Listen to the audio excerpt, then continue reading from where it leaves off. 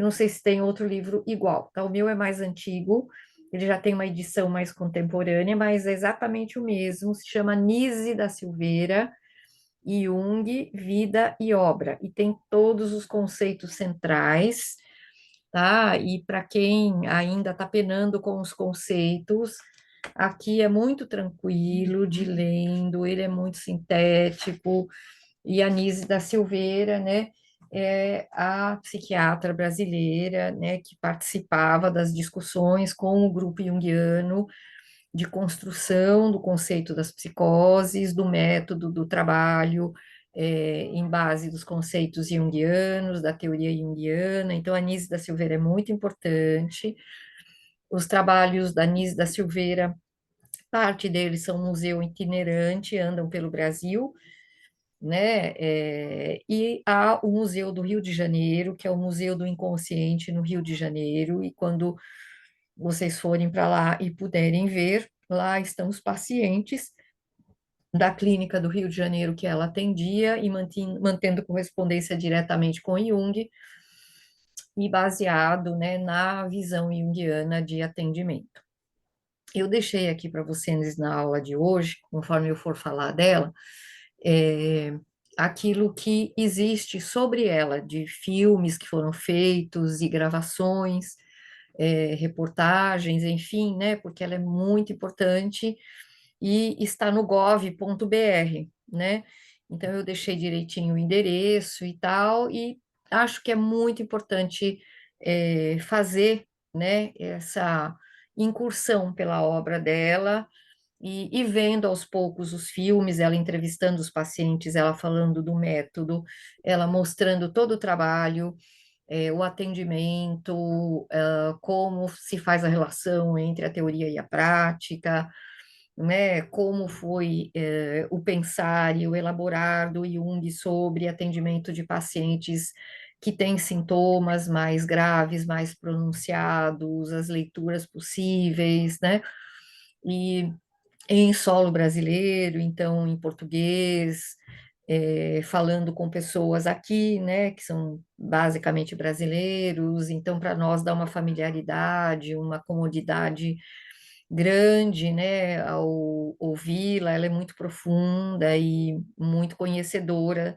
da obra do Jung, e foi formada, né, por ele lá, então acho que é o maior expoente que a gente tem dentro dessa primeira linhagem aí daqueles que trabalhavam, né, com pacientes graves e que a gente tem, então, portanto, uma formação muito grande ao ler e ao estudar, né, a Nise da Silveira. Então, o livro dela também, Jung, Vida e Obra, da Paz, editora Paz e Terra, é um senhor livro de conceitos, né? E depois ela tem um outro livro que eu não tenho aqui no meu poder, mas uma hora dessas eu mostro para vocês, que é sobre as obras mesmo, né? De pintura, basicamente, do museu do Inconsciente, né? Lá no Rio de Janeiro, e lá são as fotografias, e ela oferecendo algumas explicações, interpretações, né, sobre como fazer a leitura do inconsciente nas pinturas e na história dos pacientes, né? Então, eu acho que ela é maior autoridade, como já disse, né? Então, Jung, né, ele foi, então, trabalhar com essas imagens primordiais, né, que brotavam no relato ou no delírio dos pacientes, né, com as chamadas psicoses e paranoias e esquizofrenias, né, e o Jung, então, vai notando que as imagens, né, são imagens importantes, porque elas estão carregadas de sentidos, de vitalidade, de energia, elas se desdobram em muitas narrativas, em muitas histórias, e ele começa, então, a dar importância para as narrativas dos delírios, ainda que não seja uma narrativa em moldes convencionais, que sejam trechos, que sejam pedaços, que nem sempre é fácil de juntar, né? Nem sempre tem uma coerência, uma coesão, Mas, né, ele ia escutando, então, os pacientes do Burgosli, né, internados lá, e ele vai, então, percebendo que essas imagens, né, ao ver dele, são imagens que brotam do inconsciente e, portanto, o delírio, né, aquilo que vão sendo formas do paciente também se expressar em pinturas, em sonhos, né, quando ele está lá num pensamento mais ou menos onírico ou numa fase, né, entre o estar acordado e o estar quase dormindo, né, ele tem esse retorno, né, para estes lugares de expressão e de fala com muita atenção, né, que é um pouco também de uma herança freudiana, que Freud também escutava o paciente nessa condição entre né, a vigília e o sono, nem tanto ao mar, nem tanto à terra, e o Jung faz isso também. E o Jung fica 3, 4, 5 horas escutando os pacientes que estão em processo de delírio, e ele vai fazendo a hipótese de que isto que brota ali, né, são narrativas e imagens, do inconsciente, né?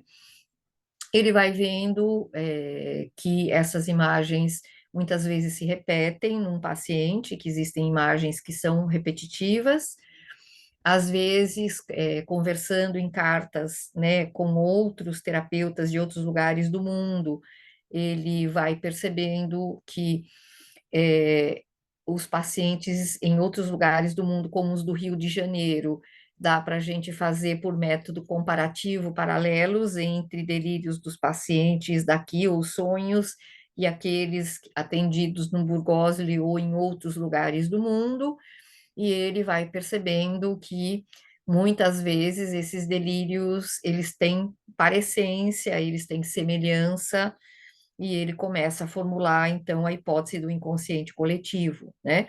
Porque pacientes em diferentes lugares do mundo, né, muitas vezes têm delírios ou imagens semelhantes, e ele começa, então, a perceber que existe algo que vai além do tal do inconsciente pessoal formulado por Freud, né, o inconsciente único formulado por Freud, e ele começa então a estudar os símbolos, né, como vinda, né, vamos dizer assim, uma comunicação do arquétipo que não se expressa diretamente, mas se expressa por meio de símbolos e de imagens, e estes arquétipos são universais, né, dentro da mente humana, e eles vão aparecendo conforme a cultura, conforme, né, aquilo que são os conflitos que os pacientes estão vivendo, conforme a movimentação entre as várias estruturas do inconsciente, conforme o processo de individuação. Então, ele vai formulando a hipótese desse inconsciente coletivo, né? E vai dizendo que os arquétipos são, portanto, essas imagens bem primordiais, né? Esses sedimentos de experiências da humanidade que estão constantemente sendo revividas em vários lugares do mundo por pessoas diferentes e que, portanto, é possível traçar comparativamente né, certas visões entre pessoas que estão na Índia, que estão na Austrália, que estão no Brasil, que estão na Europa, em outros lugares, no continente americano norte, né, norte das Américas, e ele vai, então, né, recolhendo muitas cartas de profissionais, né, basicamente médicos psiquiatras que estão atendendo, vai fazendo uma grande coleção, né, de contos aí, e narrativas, enfim, né, de sonhos, delírios, e ele vai, então, traçando algumas hipóteses sobre arquétipos que aparecem mais frequentemente, né, nessas manifestações, dos pacientes, né? Então, ele vai notando a repetição não só apenas no paciente X, né, mas também entre pacientes do mundo todo. Então, ele tem um olhar muito diferente porque seriam, então, né, naquela época chamada de psicose maníaco-depressiva, que hoje a gente chama de transtorno bipolar, né, de outros pacientes também que teriam, enfim, sofrimentos de outra ordem, depressão, né, esquizofrenia, enfim, né, e ele vai, então, começando a formular a hipótese de um inconsciente coletivo, né, e não apenas pessoal, e isso é muito importante, porque ele vai dizer que em sonhos, em delírios, em pinturas, em obras de arte, não importa se profissionais ou não, né, as imagens arquetípicas podem se manifestar e, portanto, nós temos uma forma de acesso, né, a esse inconsciente, especialmente do paciente que nós estamos cuidando, né? Então, isto é bastante importante, porque por meio disso a gente vai ver que os psiquiatras passam a se interessar com o delírio não como um sintoma que deve ser eliminado, que deve ser contido, que deve ser reprimido, que deve ser mantido sob efeito de uma medicação, né?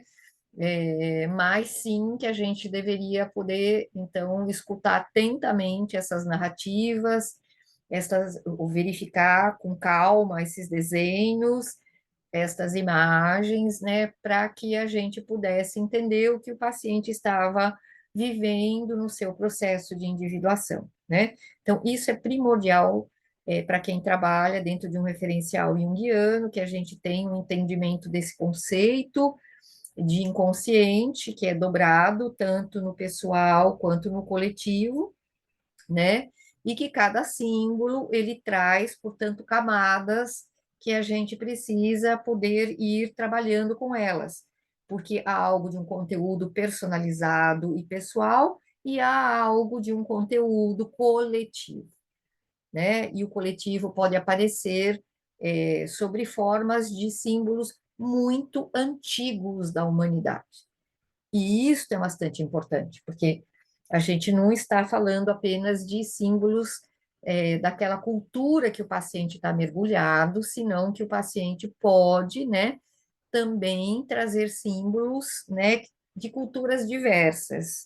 Então, a Nise da Silveira trabalhava com um paciente importante, além do bispo, né, que a gente vai olhar um pouco, que era o Carlos, e o Carlos tinha algo muito importante, que ele vai descendo em níveis, né, de manifestação simbólica da humanidade em séculos para trás, né? Então, o Carlos fala de símbolos franceses, sem nunca ter ido para a França, nem ter conhecido francês, nem ter lido, né, livros em francês que ela foi, averigou direitinho, então o Carlos trazia símbolos da cultura francesa, e o Carlos vai descendo, né, trazendo imagens religiosas de catedrais francesas e depois mais tarde, né, do que seriam civilizações muito antigas, né? Então o Carlos fala dos elfos, né? De sumérios, de coisas, vocês estão entendendo o que eu estou dizendo? Então a gente, né, começa a entender que a hipótese que o Jung fez ao ouvir, perceber tudo isso e com a erudição que ele tinha muito grande, que era um estudioso de artes, era um estudioso de religiões, era, né, uma pessoa que estudava filosofia, vários filósofos e tudo mais, a gente vai percebendo que o Jung tinha um cabedal erudito e de conhecimento que permitia a ele entender que o paciente estava falando de uma cultura indiana, de uma cultura da Idade Média, de uma cultura da antiguidade, né?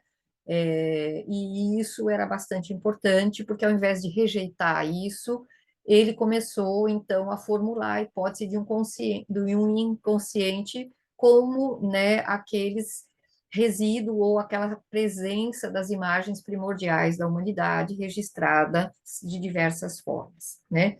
Então, isso é importante, porque formula, né, com mais base, com mais fundamento, a ideia do inconsciente coletivo e também chama o terapeuta para olhar, né, estas dimensões, tanto do inconsciente pessoal quanto do inconsciente coletivo, em cada manifestação que o paciente traz, né? Então, A gente tem aqui, né, alguns exemplos de mitos, né, e também algumas tentativas de conceituação, né? A ideia aqui para o Greenberg, né? Os mitos são conceitos vazios e são como quase como uma espécie de estrutura vazia, que a nossa mente ou a nossa cultura, dependendo do que a gente está vivendo, a gente preenche, né? Como se fosse um vaso, mas um vaso que já tem um certo estilo, né? E que a nossa cultura, então, ela põe lá, ela preenche de alguma forma, né?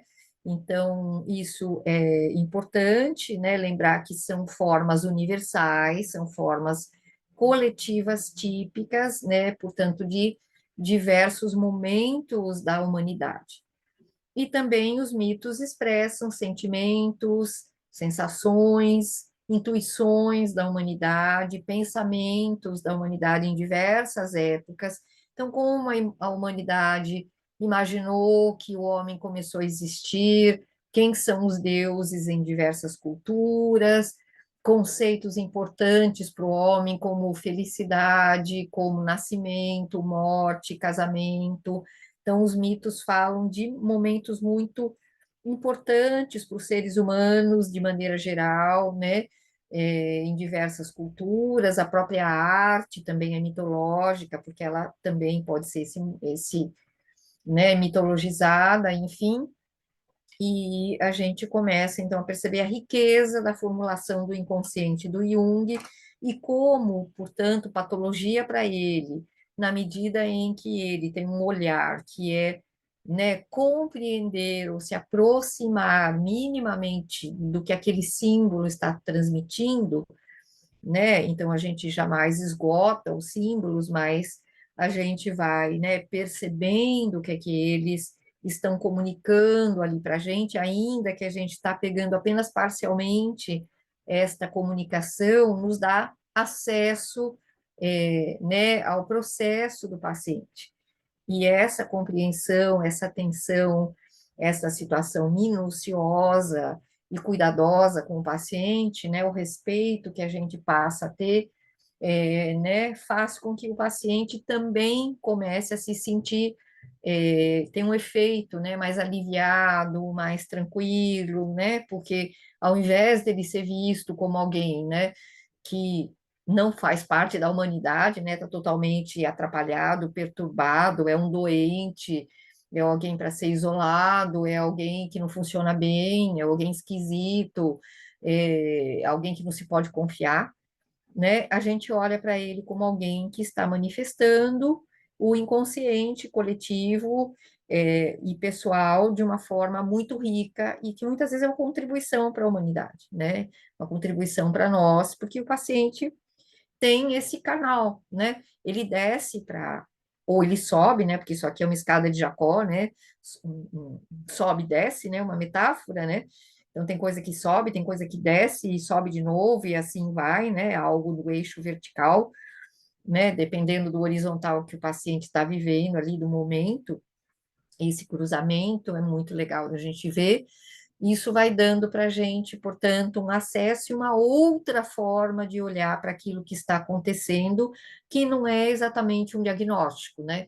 Isso é esquizofrenia, isso é paranoia, isso, né? Então, o Jung retira a gente de ficar prestando atenção no diagnóstico médico, né? Claro, a gente pode sabê-lo para conversar com médicos e tudo mais, para entender, porque às vezes é interessante, né, fazer uma mediação com a família e com o próprio paciente que quer falar da medicação, quer falar do olhar médico, tá tudo bem, mas a gente não se mantém nisso, né? A gente não dá uma prioridade para isso, né? A gente tenta ter uma outra escuta, um outro olhar, uma outra forma de atenção e percepção, outro paradigma, né? Por assim dizer, que a gente olha para todas essas manifestações e, né, então, para o paciente é uma relação, sobretudo, humana, né? A gente está falando das humanidades, né? O que o humano vive, o que o humano passa, né? O que o humano, ao, né, ter aí uma formulação de um inconsciente pessoal e de um inconsciente coletivo que o atravessa, enquanto estrutura psicológica, enquanto estrutura cultural, linguística, simbólica, né? É do humano isso. Então, Professora, a gente fala mais dessa maneira. Pois não. desculpa atrapalhar, mas eu tô com bastante dificuldade de entender esse conceito. Ah, Acho que a senhora falou de uma forma um pouco abstrata alguns conceitos e eu não consegui entender. tá. Então, eh, então vamos lá, né? No, Esse Greenberg, quem ele foi? então tá. É que a gente está trazendo alguns autores, né? Que são autores que trabalham com mitologia, né? E o Greenberg é mais ou menos famoso aí porque ele é um analista que trabalha especificamente muito com mitologia. Então, vamos lá devagar, mas talvez não só você, outras pessoas também não estão entendendo, e eu vou trazendo de outra forma, então, né? Obrigada. Então, opa, não, sem problemas, né? Então, eu vou contar para vocês, por exemplo, de uma paciente que já faz bastante tempo, uns 20 anos, dá para trazer, sem trazer exatamente a história dela, mas sim a posição dela, vai dar para vocês entenderem.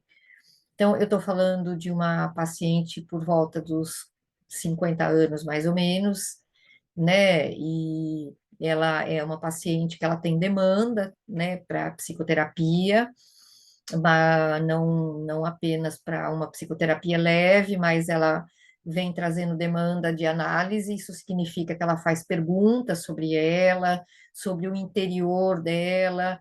Ela não é uma pessoa que vem só para contar coisas que estão acontecendo na vida dela, tipo o marido, o filho, o trabalho. Ela quer falar sobre o mundo interior dela e ela quer olhar para dentro. Então, é uma paciente que traz essa demanda, não só de uma psicoterapia, mas uma demanda mesmo para uma análise mais profunda. Ela pede isso e a gente também fica autorizado a mergulhar, né? Porque o paciente também pede.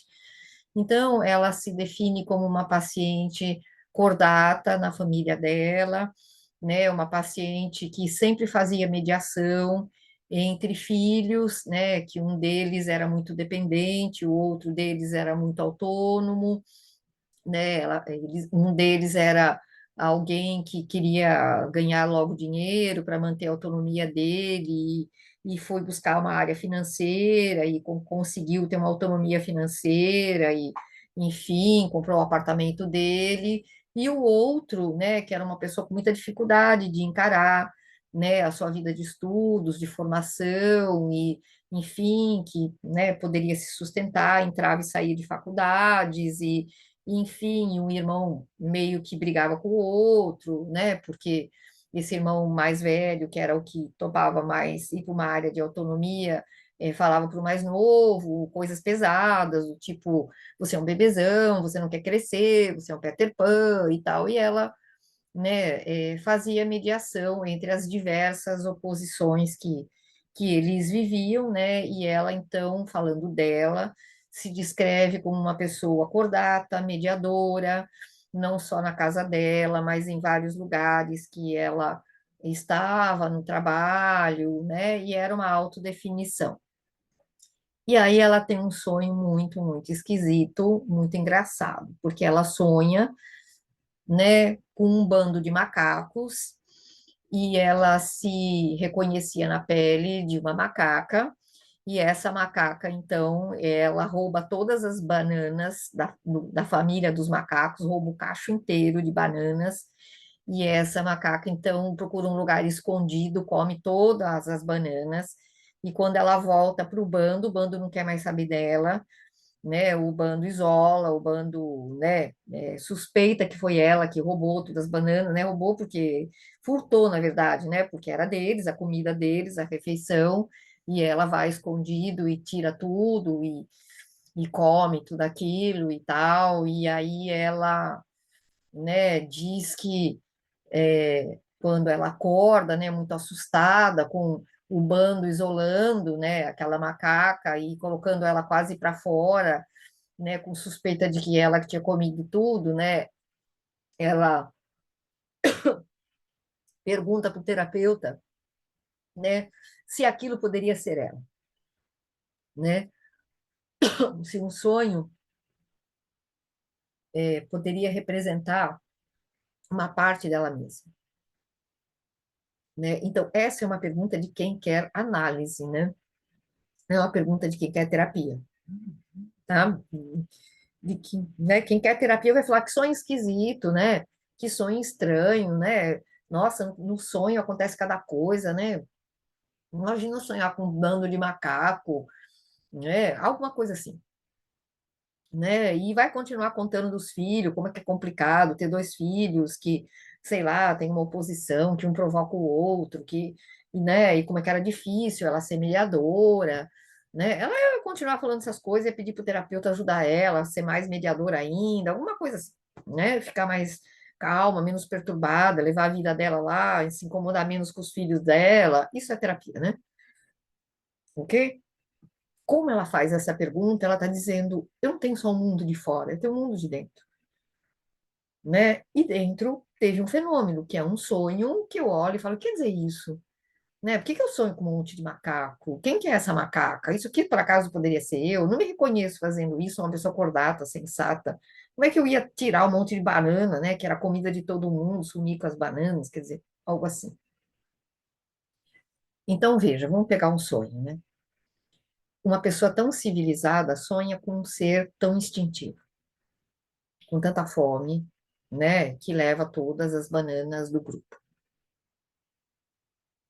né? Olha só, né, como é que é interessante, né? O sonho mostra uma imagem quase que em oposição a uma imagem social dela, né?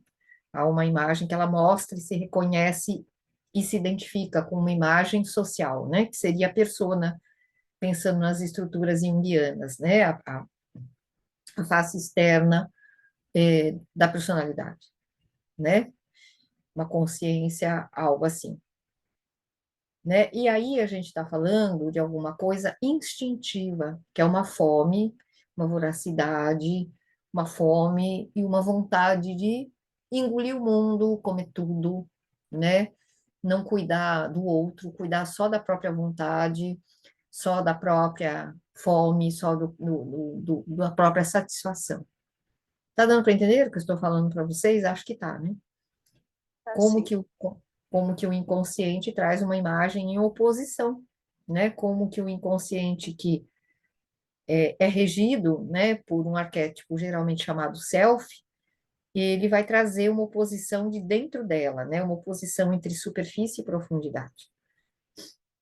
E aí ele começa, né, a trazer uma sombra, algo que ela não aceita em si mesma, que é alguém instintivo, nada cordato, que faz aquilo que dá vontade, né, própria, que não está nem aí para os outros, ela que no mundo externo, na sociedade, era alguém que se preocupava em deixar tudo bem, deixar tudo harmonioso, e dentro não, dentro aparece a desavença, a guerra, né, o instinto. Então, né, o self normalmente, né, ele começa uma análise mais profunda, jogando para a gente algo que a gente não aceitaria em nós, algo que é contrastante, algo que leva a gente a não querer se reconhecer como, né, alguma coisa que a gente também é.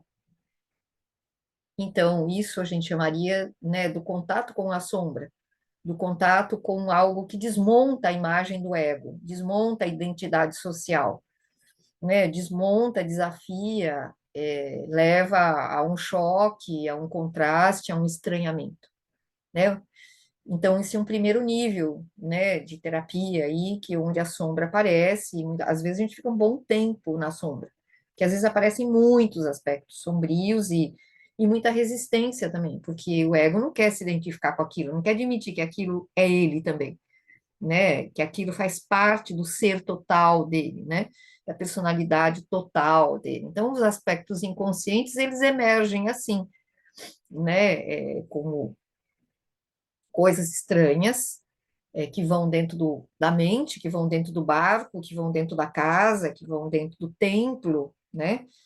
Então, são religiosos que aparecem fazendo todos os pecados do mundo possíveis, né? E ele fala: como que eu, né, posso sonhar com uma coisa dessa? Só um sonho, eu jamais faria isso, né? Eu não sou um pecador nesse nível, eu sou uma pessoa de Deus. Ninguém está dizendo que não seja, né? Só que, né, internamente, a Bíblia diz o que sai do homem é que é complicado, ou seja, o homem também tem outras facetas além daquela exterior que ele constrói para ele. Não quer dizer que a exterior não é válida, não quer dizer que ela não seja verdadeira, quer dizer que ela não é única, ela é apenas uma faceta parcial, né? Então, a análise junguiana, ela é chocante ou ela é provocante, ou ela provoca, porque ela traz isso, né? Então, o que que é esse símbolo, né, dessa macaca? Então, olha só o contraste: civilização, né, instinto ou algo mais primitivo, um homem mais primitivo, um macaco, né? Um homem cordato, que se doa para o outro, que ama o outro, que quer harmonizar tudo para tudo ficar bem, com um homem que desarmoniza, que conflita, que guerreia, que se esconde, que trapassa.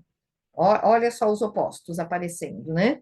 Então é isso que Jung começou a descobrir, que o inconsciente muitas vezes se manifesta como oposição ao ego, como oposição à persona social, né, à máscara social, né? E se manifesta através de símbolos, então o macaco, a ação do macaco, né?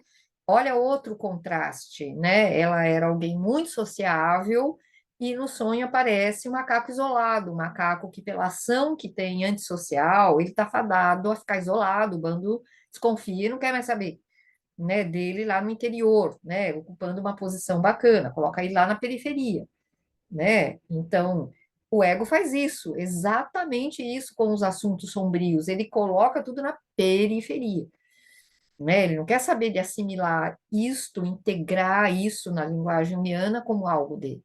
Então, quando Jung começa a ler símbolos, é a gente começar a ler esse macaco como símbolo primitivo, instintivo, antissocial, conflitivo, né, isolado. Então, a gente começa a decifrar o símbolo do macaco, né? A gente começa a olhar esse macaco como algo que é uma linguagem simbólica, né? E como tal, então, dá acessibilidade à primeira camada do inconsciente que Jung, né, já agora com a teoria dele muito trabalhada, denomina de sombra, né? E aí nós vamos mais para frente, porque na medida em que aparece uma macaca, é uma mulher transgressora, não é um homem transgressor. Só que mulheres que transgridem dentro da história da humanidade vão parar na cruz, vão parar. Estão entendendo o que eu estou dizendo, né? Joana d'Arc, vocês estão entendendo? Mulheres transgressoras, né? São mulheres muito mais punidas do que homens. A humanidade pune muito mais mulheres que transgridem do que homens. É esperado que o homem saia para fora do bando. Não é esperado que a mulher saia para fora do bando e leve todo o alimento, porque mulher é um ser que trabalha e dá alimento para a comunidade. Mulher não pega o alimento todo para si. Mulher, né, produz o prato, né? Eu estou falando do arquétipo mulher, né? Produz o prato, põe a mesa, né? Produz o leite, traz. Agora, imagine uma mulher que pega todo o alimento do grupo e some com ele. Então, uma mulher altamente transgressora do próprio símbolo feminino. Então, olha como eu vou começando a entrar em contato com conflitos, com, né, situações que vão me dando acesso ao inconsciente pessoal.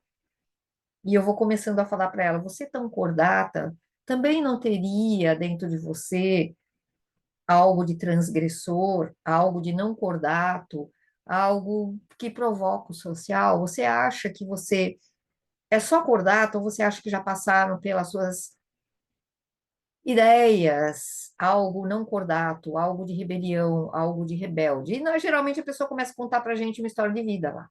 Ah, eu fui uma adolescente assim, eu fui não sei o quê, eu enfrentava minha mãe, eu blá blá blá, eu, né? Eu tive que me conter porque minha irmã que era rebelde, mas às vezes eu que queria. Bom, eu tenho um inconsciente pessoal emergindo, né? Via sombra, via, né? Então. Não sei se está dando para entender, mas isso tudo é uma leitura simbólica, né? Olha só, isso tudo é uma, né? Aí você fala, professora, existe um mito de uma mulher transgressora? Eu digo, claro, Eva, lógico. Antes de Eva, Lilith, antes de Lilith, a humanidade já fez muitos mitos de mulheres transgressoras, né? Então veja, quando começo a pensar que aquela macaca era uma mulher transgressora, eu começo a pensar na história da humanidade, qual é a história das mulheres transgressoras que rola pelo Ocidente, né? Se eu for muito culta, talvez eu viaje pelo Oriente, ou se ela for uma oriental, talvez eu viaje também pela cultura oriental com ela. Não sei se está ficando mais claro, né? O que que é um símbolo, né? Ah, então, e por que que eu falava de sonho, por que que eu falava de delírio, né? Porque a gente tem acesso, né? Destas formas. Será que está mais claro agora, gente? Para quem não estava claro? Oi, alguém me dá um retorno agora. Gente, vocês estão me ouvindo? Será que estou falando sozinha? Estão me escutando? Para mim está tudo claro, professora. Tá Ficou claro. ótimo. Tudo bem, gente? Porque tá, eu vou avançando agora, então, tá. Excelente, professora. Nossa, que bom, né? Então vamos lá olhar a Nise da Silveira.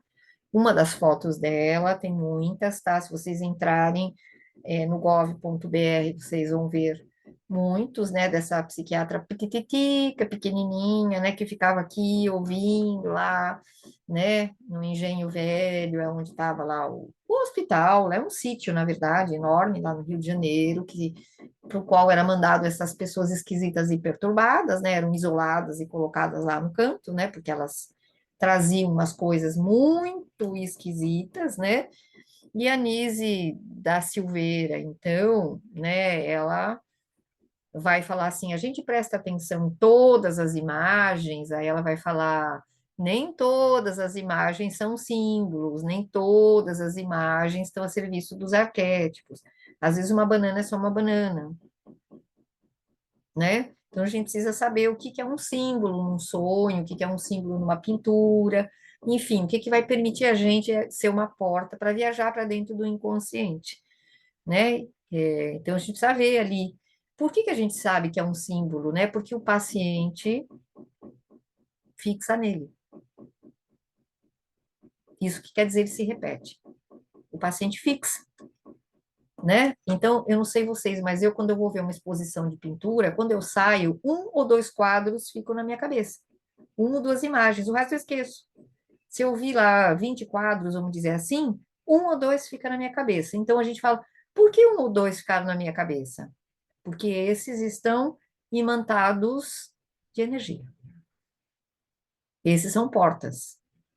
E, né, se eu vou levar isso para minha terapeuta, eu vou falar, então, foi esta imagem da exposição de pintura que ficou para mim, né? Se eu vou assistir um filme que eu goste muito, saiu de lá, eu lembro a narrativa do filme, mas uma ou duas imagens do filme ficam na minha cabeça.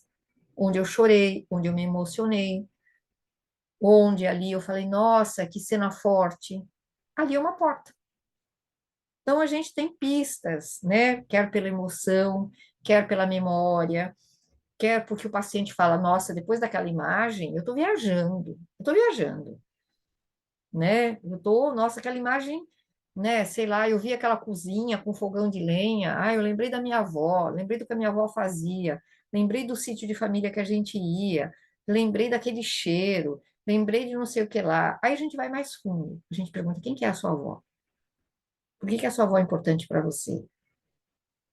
Né? Por que que a sua avó era uma pessoa que ficou tanto na sua memória, com tantas pessoas que você conheceu? Era só porque ela era sua avó? Não, porque minha avó, nananana. Olha só como a gente vai entrando, né? A gente vai mergulhando.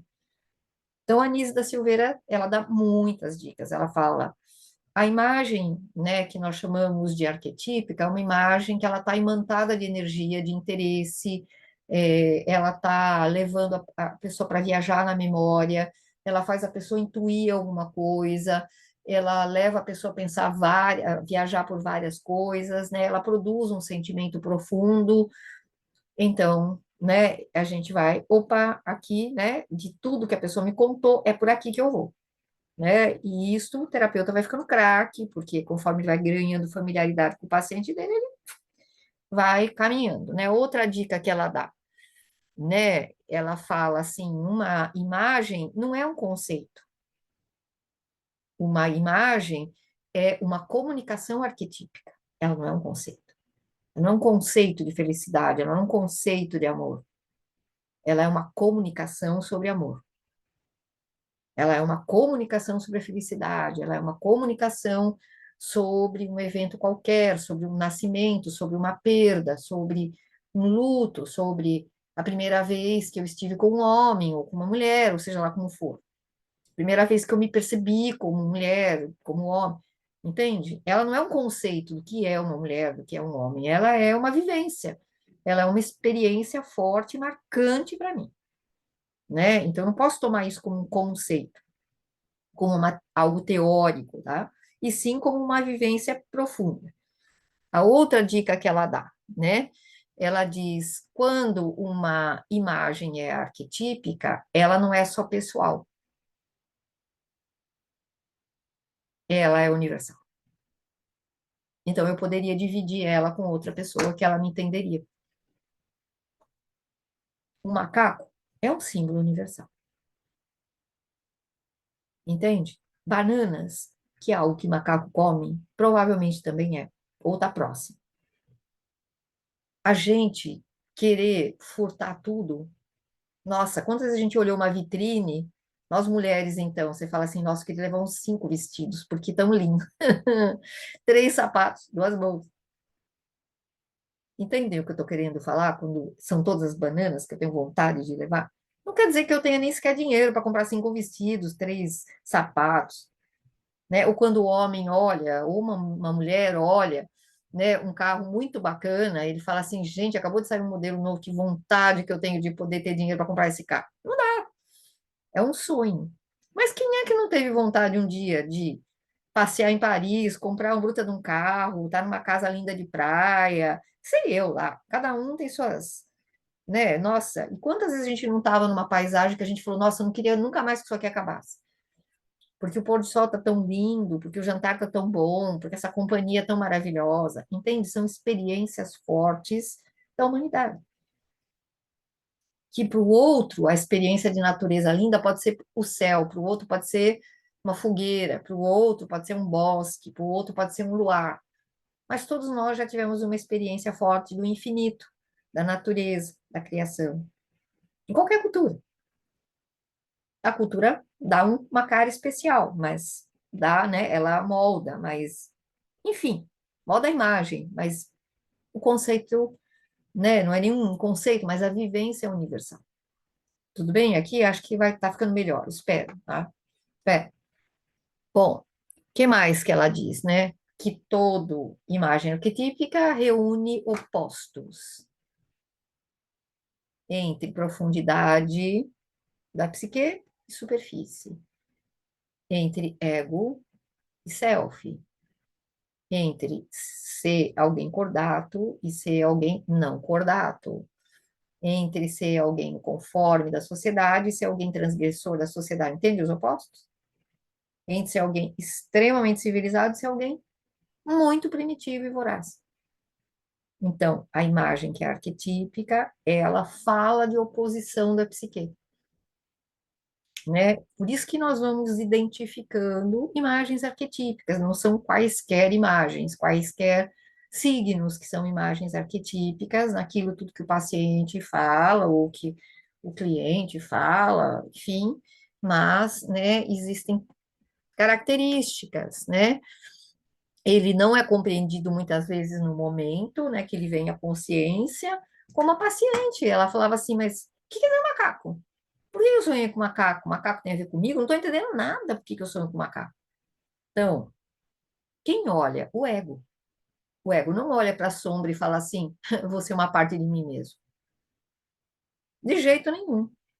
Um ladrão, pesadão, aqueles que, né, se reconhece como ladrão, tem identidade de ladrão, profissionalizou-se como ladrão, aliás, em Brasília tem vários, né? Ele não reconhece um cara que é muito honesto, né, dentro dele mesmo, que é muito provável, e fala, esse sou eu. Ele fala assim, ah, eu não sei viver sendo pobre assim, sem querer acumular, ganhar coisas, levar vantagem. Isso aí não é comigo não, meu amigo. Eu não sou tonto, você que é. Mas é uma parte dele, né? E talvez se ele veja um filho dele fazendo sacanagem, ele fala, eu posso fazer, você não. Porque ele projeta o lado bondoso dele na próxima geração. Então, é isso que a gente precisa entender, né? Que a imagem arquetípica, ela conversa em oposição, seja com o mundo, seja consigo, seja com, né, com o interior, né, entre o ego e a profundidade do eu. Então, ela sempre conversa, né? E elas surgem independente do querer do ego. O ego diz, eu não quero sonhar com um macaco comendo as bananas e furtando do meu grupo. Mas eu sonho com isso. O ego manda nos sonhos? De jeito nenhum. O ego manda na imagem que a gente vai sair da exposição de pintura lembrando? Não, não. O ego manda na imagem que nós gravamos daquele acidente da TAM com o avião entrando no edifício, que todo mundo sabe do que eu estou falando? Não, não manda. Aquilo é uma imagem arquetípica de alguma coisa voando, que se espatifa no chão? Sim. É claro que é. Professora, quão arquetípico que é isso, querido? Eu diria para vocês, muito, muito, porque a gente já viu estrelas caindo do céu há muito tempo. Vocês estão entendendo o que eu estou falando? A nossa imagem, o homem primitivo via imagens de um céu chovendo pedaços de pedra e pegando fogo no céu há muito tempo. Entende o que eu quero dizer com uma imagem arquetípica? É muito antigo.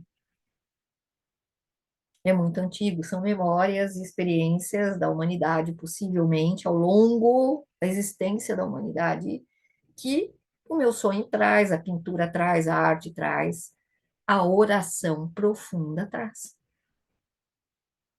A oração profunda traz sentimentos religiosos extremamente profundos. A gente começa orando de um jeito e termina de outro, e a gente não sabe muito bem como é que a gente foi parar lá. Eu estou falando de oração profunda, estou falando de gente repetindo oração, né? Vocês estão entendendo o que eu estou falando? Aquela coisa de, então, né? Que a gente já sabe exatamente o que o fulano vai falar, porque aquilo ali é uma decoreba geral. Não, não é disso que eu estou falando, né? Eu estou falando daquela oração que brota do interior do ser e que transforma, porque ela liga a profundidade com a superfície do eu, né? Então, gente, será que tá claro? Eu acho que tá, não tá? Juro, não Assim, sei. professora, tá ótimo, É. tá tudo bem. Então, que bom. Então, aqui, acho que eu mando isso para vocês, né? É o poder do mito. Então, existe uma série que está no YouTube do J. Campbell, que se chama O Poder do Mito.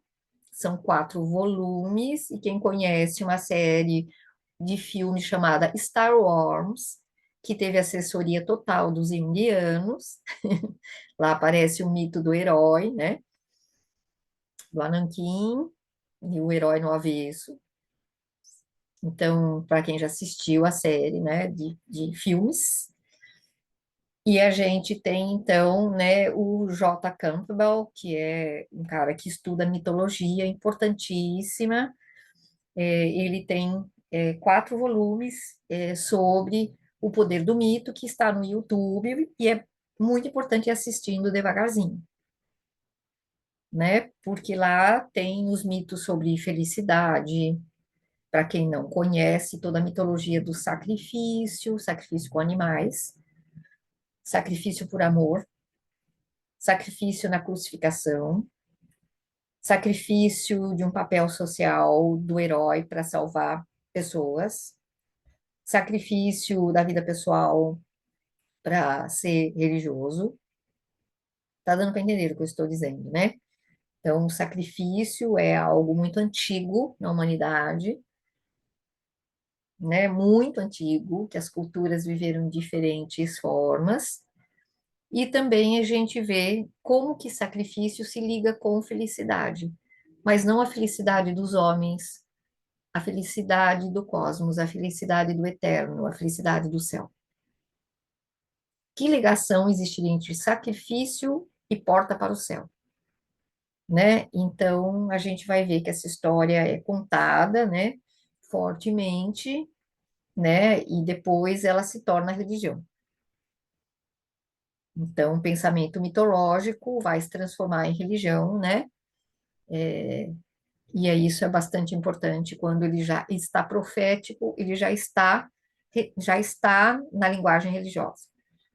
Mas existiu aquele pensamento, né, antes de que a religião fosse encontrasse sua linguagem, encontrasse sua expressão. Então, isso é importante, né, que tem a ver também com como que há um desenvolvimento humano da mitologia para a religião, né? Então, espero não chocar alguns aqui, mas enfim, né? Então, isso é importante também, né, quando a gente é terapeuta, porque a gente vai mexer muitas vezes com a religião da pessoa que ela quer mexer com isso e a gente vai ter que tomar um cuidado, né? Porque muitas vezes ela vai diretamente de um santo para um mito profano. Tá dando para entender o que eu estou dizendo, né? Ela é alguém extremamente religiosa, que sonha com as imagens católicas de Nossa Senhora e tal, e de repente ela sonha com um mito muito profano, né? De mulheres dançando nuas, atraindo homens, que são mitos muito primitivos, né? As mulheres que atraíam um homem para a procriação e para perdurar a tribo. A sacerdotisa escolhia o homem mais capacitado para que ela pudesse ter filho e continuar a linhagem feminina de sacerdotisa, né? Então, são rituais fortes. Tudo bem, gente? Então, imagina alguém católico, né? Sonha vestido desse jeito, dançando desse jeito. Então, é uma coisa complicada que a gente tem que mexer, porque a sombra é sombra. Ela está à sombra da luz, né? Ela está escondida da luz, porque a luz não a aceita, né? Diferente do cristianismo, onde Jesus diz é necessário olhar para a treva e transformá-la em luz, tá? Então, só para provocar algumas coisas? Não, apenas para falar um pouco da transformação. Daqui a pouco eu tenho que parar, mas eu espero que pelo menos algumas ideias aqui ficaram, né? Tá? A gente tem um mito muito conhecido na filosofia, que é o mito da caverna, tem outros também, né? Que é uma consciência que está ainda voltada para a caverna e só vê as sombras projetadas pela luz do fogo, né? Até que o homem começa, então, a sair desta caverna, né? E a gente tem, então, uma metáfora da formação de um outro patamar de consciência, aquilo que o homem vê dentro da caverna e aquilo que ele vê fora da caverna, quando ele põe a luz na porta. Tudo bem?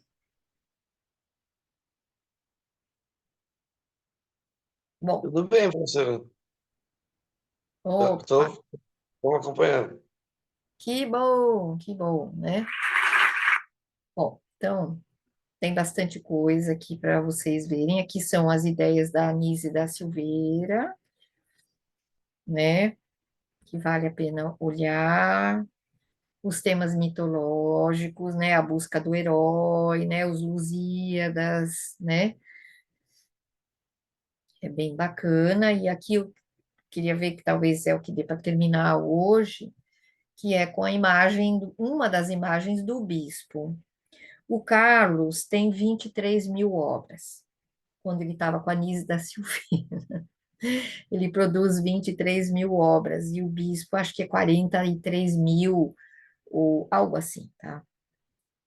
Obras são pinturas, esculturas, roupas que ele borda, e essa aqui, né, ele faz um carrinho de madeira, e o carrinho de madeira representa vários conteúdos do inconsciente que ele coloca sobre a forma de bandeiras, e ele Então, depois vai falar de cada mensagem desses conteúdos, que são poemas antiquíssimos da humanidade, né? São pedaços de poemas em cada bandeira, assim, que ele sonha e traz, e, enfim. Então, aqui eu só trouxe o carrinho, mas o bispo é muito interessante. E aqui, né, tá o código aqui do gov.br que vocês entram, e tá o livro da Nise da Silveira principal, e de lá vocês escorregam para os filmes sobre Nise da Silveira, sobre o Museu do Inconsciente, sobre as imagens do bispo, tá?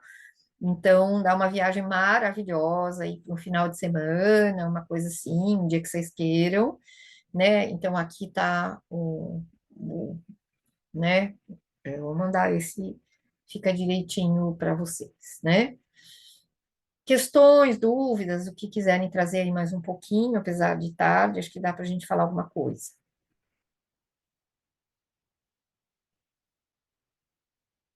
Alguma questão, Larissa, algum comentário, enfim, né? Se ninguém for fazer uma pergunta, eu gostaria de fazer, que aí vai sair um pouquinho do tema, mas ainda está dentro.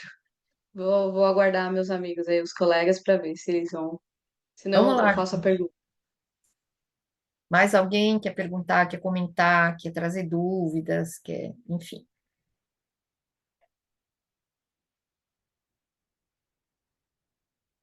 Acho que não, pelo visto. Professora, É. é, os sonhos de pré-cognição, não sei se é assim que se fala dentro do olhar de Jung, né? Eu Uhum, tenho muitos sonhos de pré-cognição uhum, e o distanciamento deles, assim, variam muito. 10 anos, 8, 3.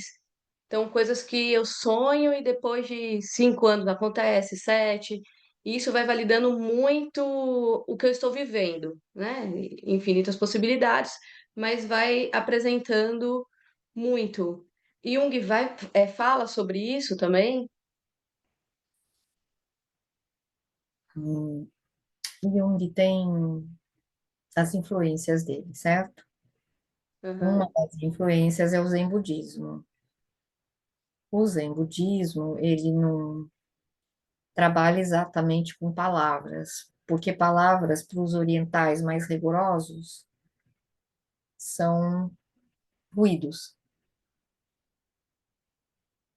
Então, a gente trabalha com imagens e sons antes de serem categorizados pela cultura, Uhum. ok? Certo. Né? Então, não é algo exatamente quando o Buda fala que quanto mais silencioso ele fica, mais profundamente ele penetra o interior dele, porque ele Sim. vai se esvaziando de todo o ruído das, que o homem produziu, evitando ser si mesmo, né? Estou falando de Uhum. uma visão oriental, tudo bem? Não Certo, sim. ocidental, porque para nós a valorização da palavra é muito intensa, ocidentais. Para os orientais, a palavra não tem este valor. O Sim. silêncio, ele tem uma outra melodia, né? Ele é um pré-cognitivo no sentido do que a gente entende por cognitivo.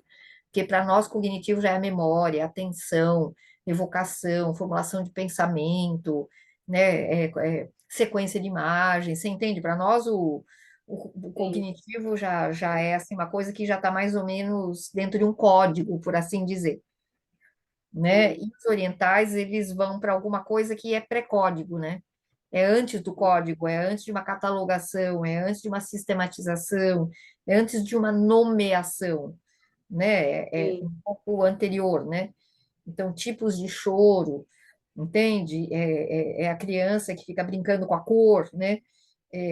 Pintores que trabalham só com cor, por exemplo, não necessariamente pintores abstratos, mas pintores que eles pintam a cor, né? Eles pintam a própria cor, ou Van Gogh que pintava o próprio vento, entende? Não é exatamente pinta o movimento, coisas assim, entende? É algo nível mais, enfim, mais profundo, mais, né? Quanto mais abstrato, mais profundo nesse sentido, né? Mais condensatório.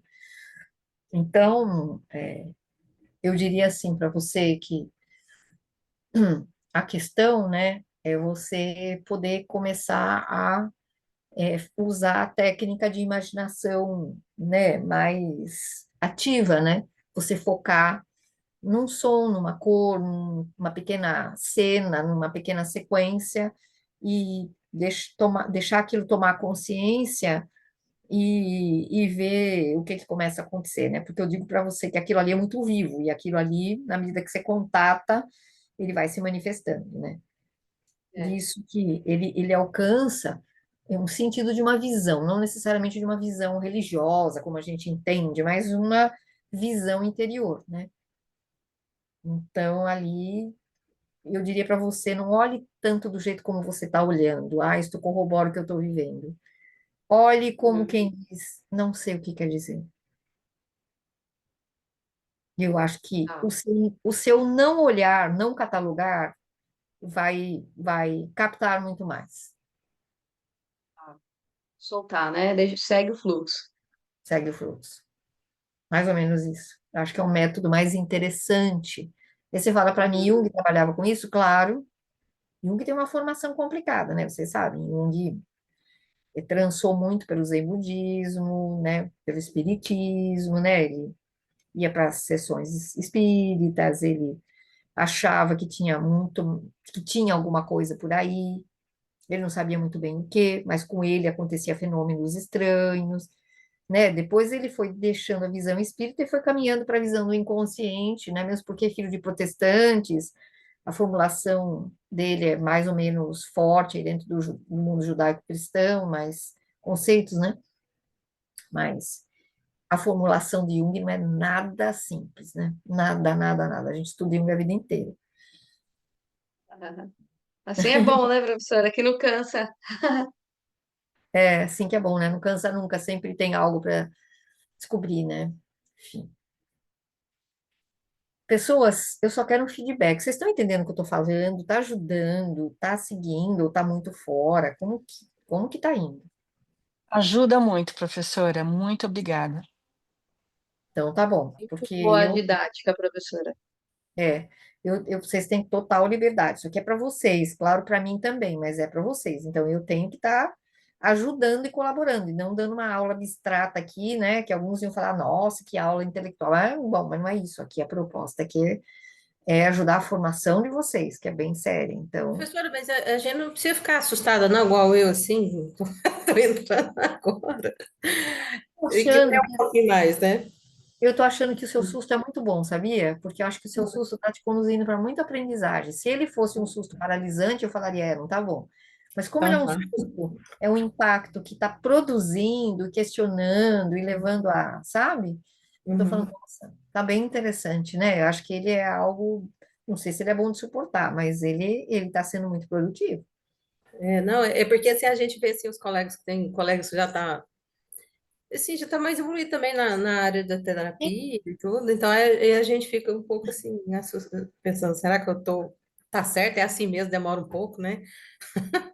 Demora a vida inteira, porque quanto mais a gente vai aqui, é um negócio seguinte, quanto mais a gente vai descobrindo. Eu fico feliz, porque meu espanto também não termina. Quanto mais eu vou, né, podendo ter acesso ao inconsciente dentro dessa visão, perspectiva, enfim, mais eu, sabe, eu falo, nossa, né? É, Nossa, meu professora, estudar em Jung é um eterno eita atrás de eita, né? Deus, é Mas, isso. professora, assim, a gente não tem que, pode focar nele, né? Eu não tenho que saber esses outros todos porque é Não, muita coisa, né? você conversa com Jung por onde você quiser. Uhum. Entende? Uns vão conversar com os filósofos, outros com as imagens, outros com as metáforas, outros com o texto teórico dele, outros com os conceitos, outros com as bases de onde ele tirou isso, outro com a prática. Bom, cada um conversa com Jung. O que me importa é que vocês conversem com ele, se assim vocês desejarem. Uhum. O caminho é único, né? Mas as imagens arquetípicas são nossas. São comuns, né? Muito bom. Pessoas, muito obrigada, espero que tenha ajudado e, enfim, vejam o Campbell, vocês vão amar, garanto. Vocês vão amar o Campbell. Nossa, né? Procura no YouTube o Campbell e os mitos que vocês vão entender melhor, muito melhor ainda, né? Então, Bom Dia das Mães, Doutora, né? que- Para quem vai Obrigada, professora. comemorar, né? Pra quem vai comemorar, para os que não vão estar tudo certo também, mas é isso. Obrigada, Pra professora. vocês Obrigada, também. professora. Dia das Tchau, Mães. gente. Obrigado. Tchau, tchau. Ô, ótima noite aí. Boa noite. Opa, Professora, oi. professora, a senhora ainda atende ou não? Atendo muito. O que mais eu Mas faço? assim, no particular, a senhora tem agenda não para atender? Tenho, não tenho muita agenda, mas tenho. E como que eu faço para entrar em contato com a senhora? Olha, é muito simples, né? É só se você quiser, eu já deixei o telefone para várias contatos aí que vocês quisessem. É só você anotar o contato e a gente conversa, não tem problema. É, posso pegar agora ou Pode pegar para é? mim, sem problema, deixa com esse telefone, né? Vocês podem usar quando acharem necessário, até para conversar de paciente, como vocês quiserem. Então vamos lá, é Ah, 11 ah, 9 ah, 9525 certo. 0446. 0446. Isso. Ok. Eu estava pensando na minha cunhada, né, que ela tem alguns, né, diagnósticos, ela tem um diagnóstico de bipolaridade e tudo. É. Mas eu sinto assim que eu trabalho com terapia e eu gostaria de ter alguém me acompanhando também, né, É, trazendo, que é o que a senhora acabou de falar, quanto mais a gente se aprofunda, mais vai vir e mais a gente quer saber, né? incrível. Acho que é uma vida toda. Então eu vou entrar em contato. Gratidão, Tá Pro. bom. Sim, sim, fique à vontade, né? Tá bom? Um abraço aí para você. Tchau, tchau. Boa noite.